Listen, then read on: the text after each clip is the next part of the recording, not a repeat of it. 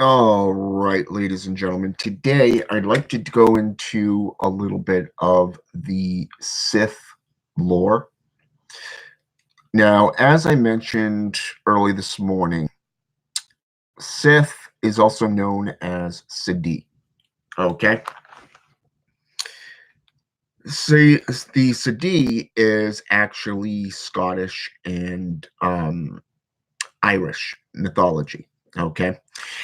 And they are also known as the She, as in two E's, not just one, which is basically an Irish meaning for mound of the earth. Okay. Eos Sai, meaning Sith people. Okay. Sidi, which is Irish Gaelic, or an old Irish Gaelic. Basically, the Eos is ancient Irish, and Sidi meaning and spelled Ace She Tha, okay, or Thu, I should say, because it's spelled with a THUH, okay, at the very end. So it's very, very hard to understand the ancient languages that hasn't been spoken in about 1,000, if not 2,000 years, okay, such as Arabic, Sanskrit, and stuff like that.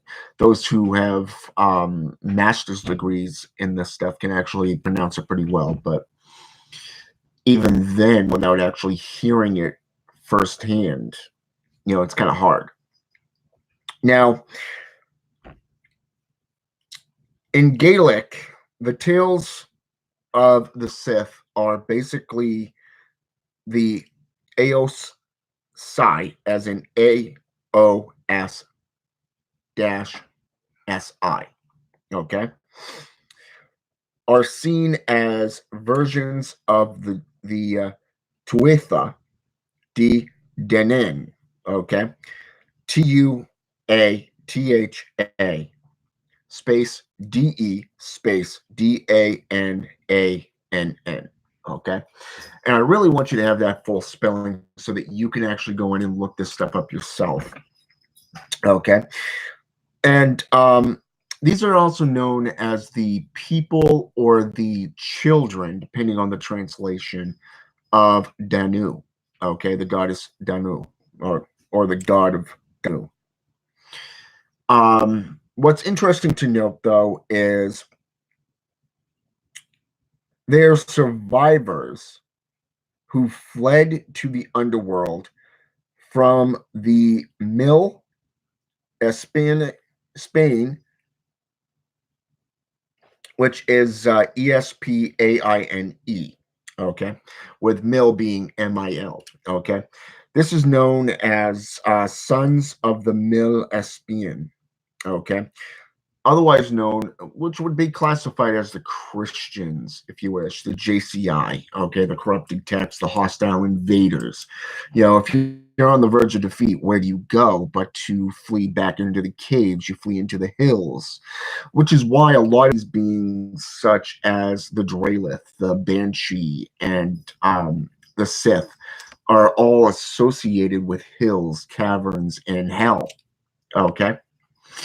So to see at least one of these beings being associated with Danu, okay, is very spectacular here, because it kind of gives you that time era of when this being was being worshipped, okay, and seeing how they saw themselves as the children. Now, the invaders, who were the invaders of Ireland, so basically they were hiding from their enemies, their attackers. Anybody who's ever heard anything to do with the Vikings know that when they come a knocking, people flee. And they were known as brutal people, but they also had, the Anglo-Saxons had a code that they went by. So if you invoked one of these codes, guess what? You're protected. Okay. So basically what they did was they ended up making a pact or an agreement with these invaders, and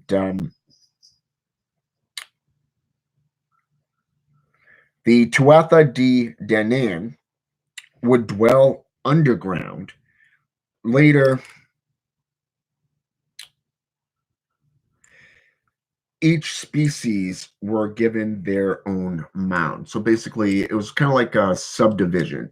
So when we think about this aspect, I find it very, very interesting how it says each species, because those of you who follow the Star Wars franchise, you know, you see where you have the lords, the Sith lords, and then you have the followers, the half breeds, the purebloods, and stuff like that. Okay, and I spoke on this last night.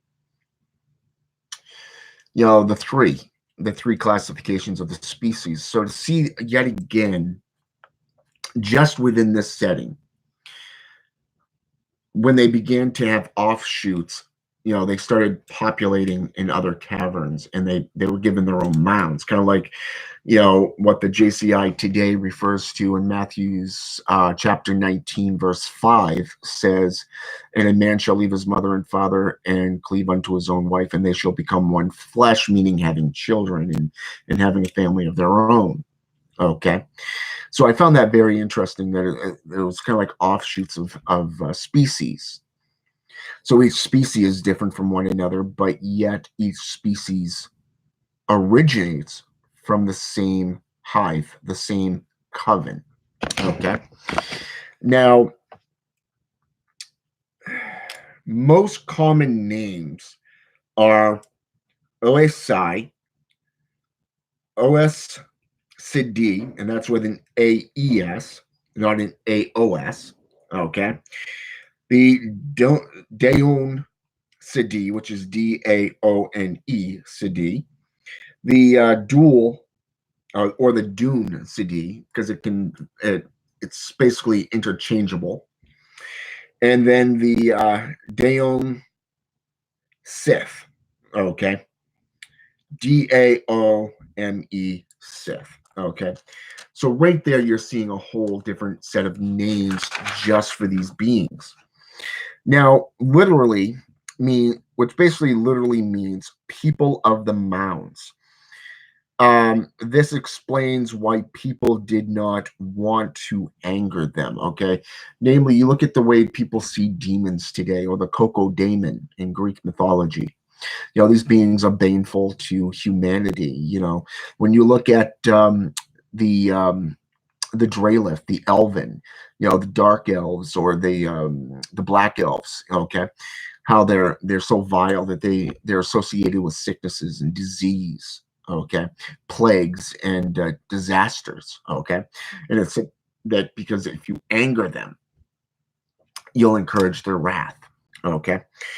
Now, what's interesting to note is that the AOC are seen as fierce guardians who defend the mounds, basically known as the fairy ring or hill.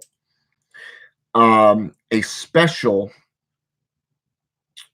3 hawthorn or lock of wand, or lock of wood, as it's called, is utilized as a kind of like a visual. So if you see it, you know that is a mound protected by one of these Sith, okay, species. Now, what's interesting to note is that the changeling mythos in European folklore perhaps is key to the same manner as the Sith rumors.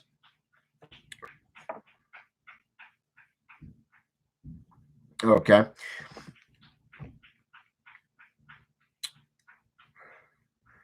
And when I say Sith removers, basically what I'm saying is they basically force you to retract, to run away, to flee, because of the fact that what they do, especially in the changeling mythos, is they take your children, your spouse, and they replace it with themselves, or at least one of their offspring, so that you can't tell the difference, but yet you're terrified at the same time, because things are happening, things that are considered malcontent or discarnal.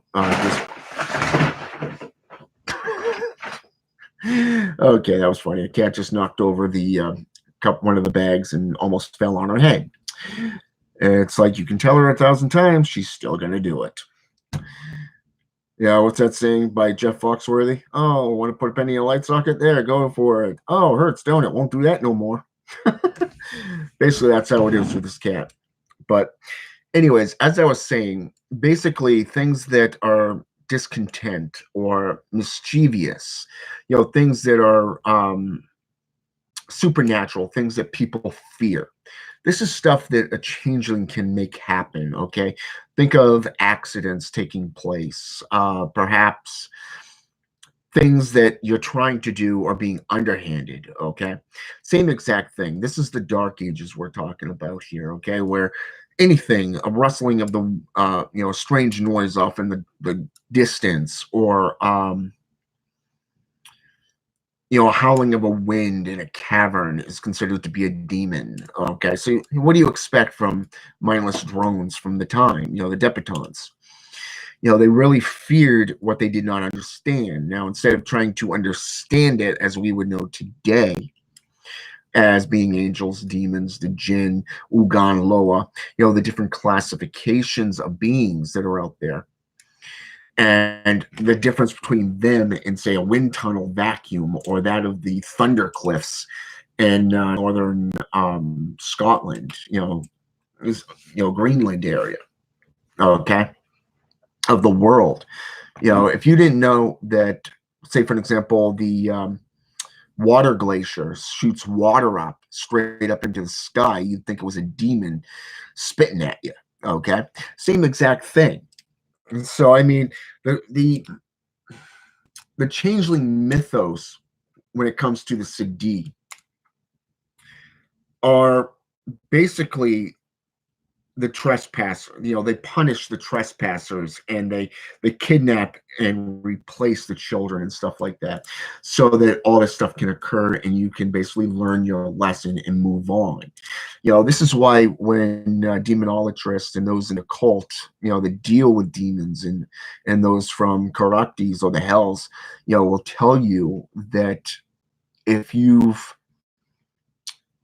done something to offend them, take the time to apologize sincerely and learn from it, okay?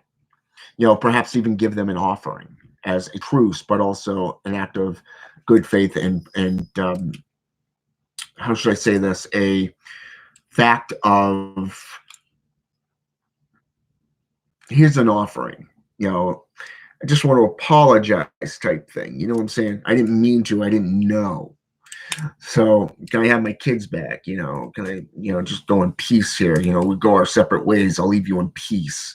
I'd like to get to know you, but let's let things cool down first. You know what I'm saying? So that's basically what they do.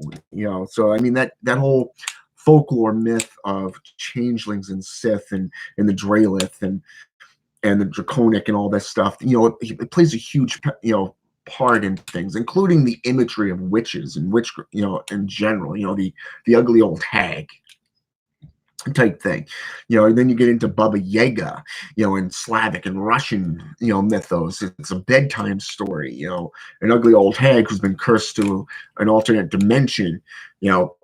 She lives in this old cabin that moves around on chicken legs, Same exact thing. So you see how that imagery plays a part in how certain things can affect these changes, okay? Now, Dusk and Dawn, the underworld, is associated with the Sith in Gaelic traditions to move closer to our own realm, okay? And one of the things that they like doing is, if you think about it, when they take on human form, there's a little thing called crossbreeding, or that of, say, for an example, the succubus or succubi. A lot of this takes place to further the species, but it also takes place to help different species or different types of beings become more associative. Okay. So to see this, and let me turn on this light behind me here so I can actually read because it's getting a little dark. Okay. Yeah, we got a storm moving in, and we've been having snow up here, so it kind of sucks. But anyways, they move closer to our realm during certain times of the year. Think of the solstices and the equinoxes. These type of times of the years, or even that of say Samhain. All Hallows Eve. It's considered the Day of the Dead.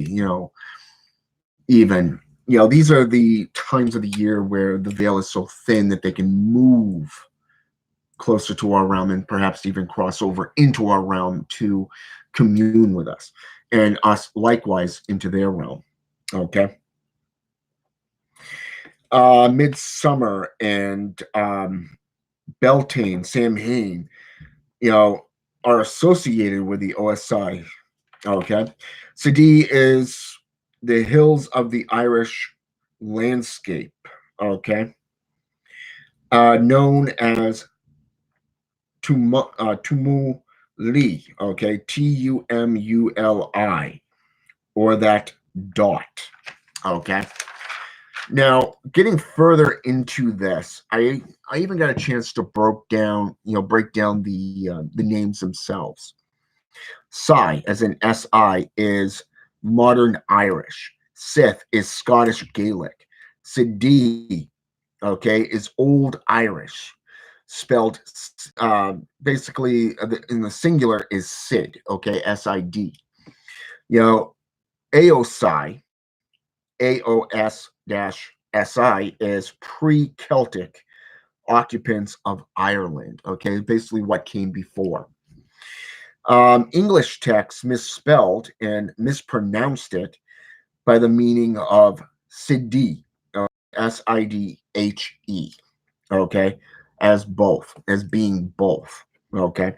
The types, the banshee or bean, Sidhe, Old Irish, meaning woman of the Sidhe, okay. Number two, the Sith or bean Sith, Scottish mythos, okay. Bean Nighe, okay, Nighe, known as the wicker or the washer woman who washes bloody clothes or some other unknown elements from her clothing, okay, um, of the person who was doomed to suffer a fate worse than death, so to speak, or to be fated to die, okay.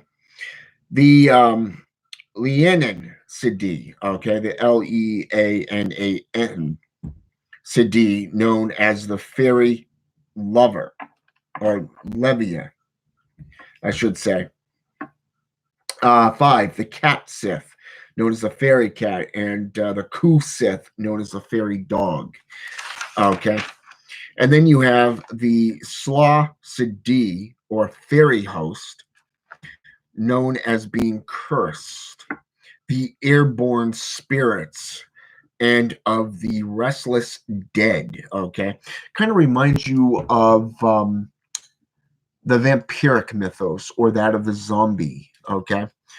When we hear of mythos of seeing somebody after they've supposedly died, okay, such as the ghost or that of the spirit of somebody, the haunting, type thing. This is basically falls underneath that category, okay. And then you have the Sayab Habra, okay, and it's Siabhra.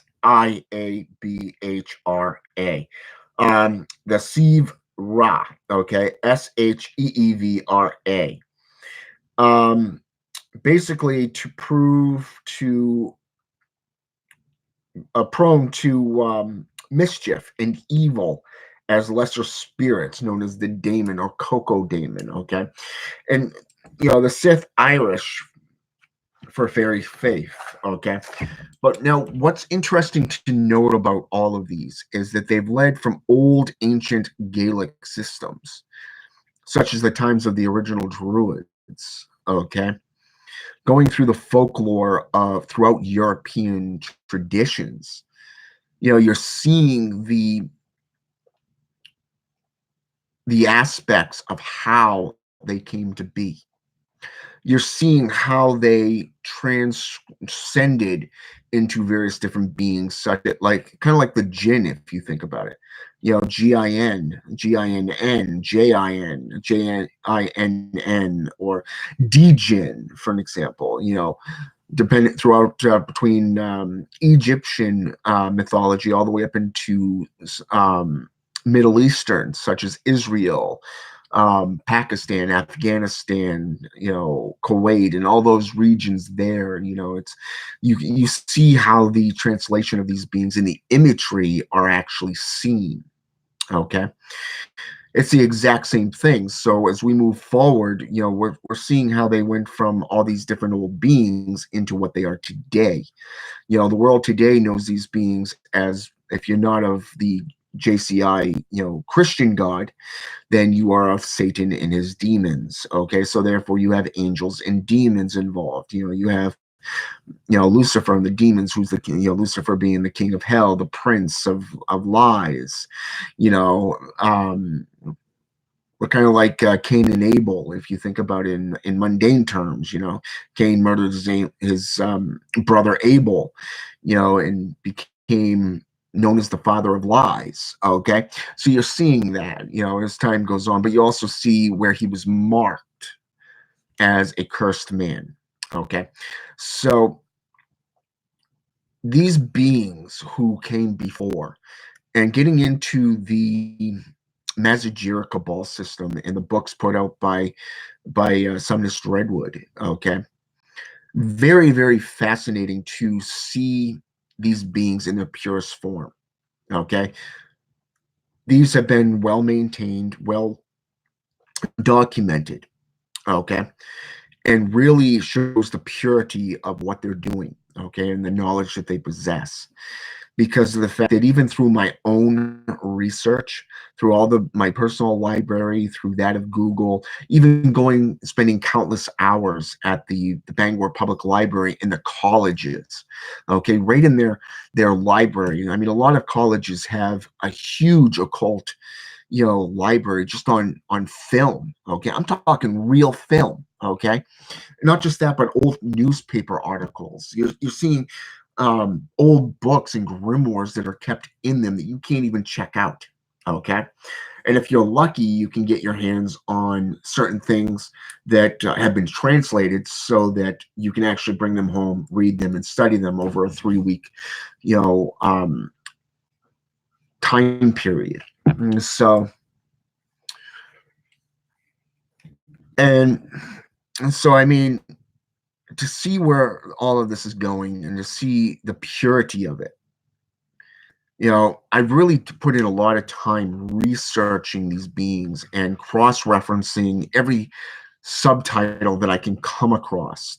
Namely, like I said, the Sid or Sidi, be it singular or plural. The difference between the children of Danu versus the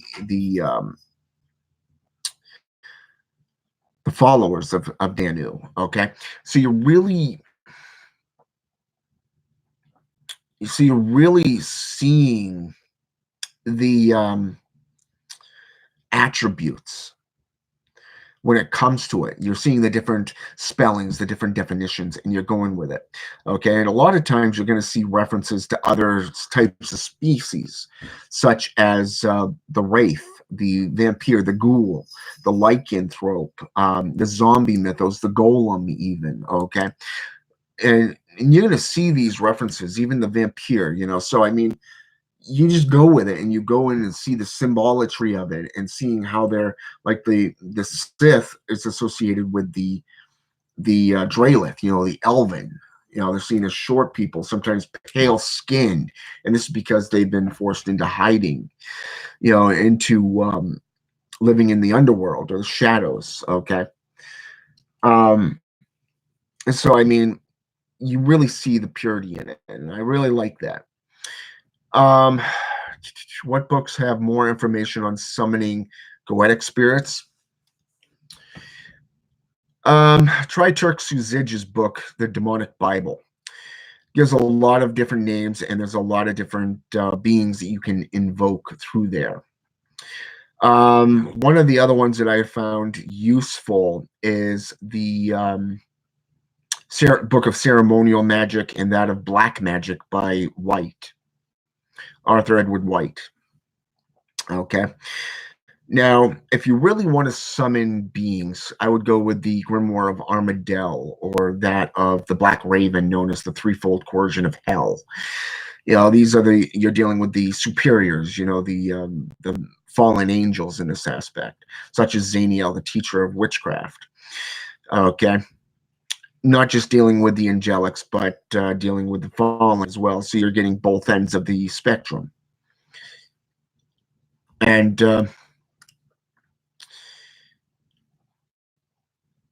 Thanksgiving it is.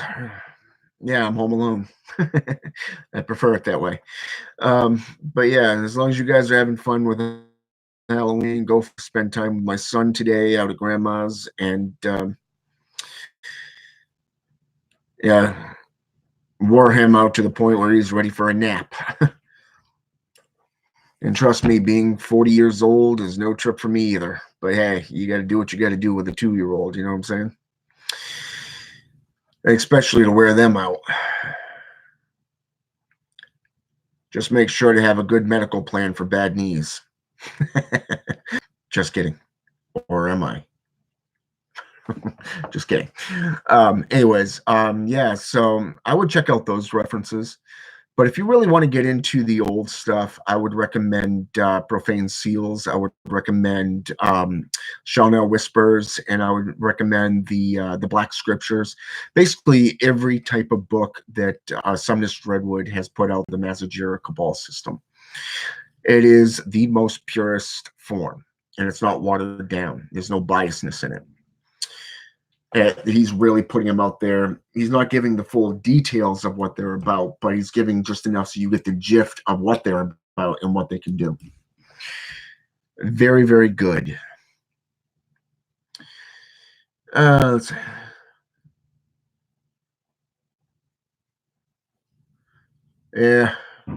by that age, they can have a job and support you. Yeah.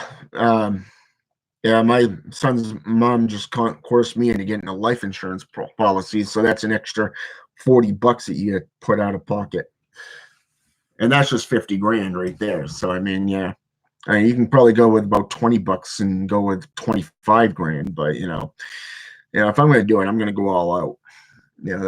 I'm the same way when I get into the research mode and magic, sorcery, and getting into these beings and their mythos and regions of the world. I'm not going to go half-assed. I'm going to go full on research mode, and when I do rituals, it's the same exact way. I'm not going to sit there and hold back. I'm going to put it all in there. I don't care if it's blood sorcery, necromancy, or demonolatry, evocation or invocation.